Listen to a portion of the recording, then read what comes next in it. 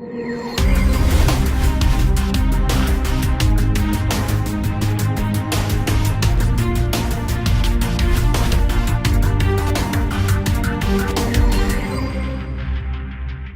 going to be cleaning some of my jewelry, and I'm using this Harbor Freight. Oh well, check out the bucket. See, bucket. And use these things. See them things? Throw them in there, and this stuff. This stuff is great stuff. And I'm just going to pour like a cap full of that in there with some water. Throw them in there. And put that in there, and it's going to turn and turn and turn. I'll show you in a minute. So I threw my capful in, and this is all this is. This is cleaning media. That's what they call it. Let's check it out. Watch. Wedding band.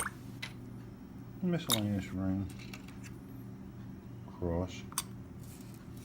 Chain for cross. Gold chain. And gold bracelet. That's it. And then we put the top on. Top's on, see? Better not leak it, doesn't. So let's see how to put this on. I forgot. I think you put it on like this.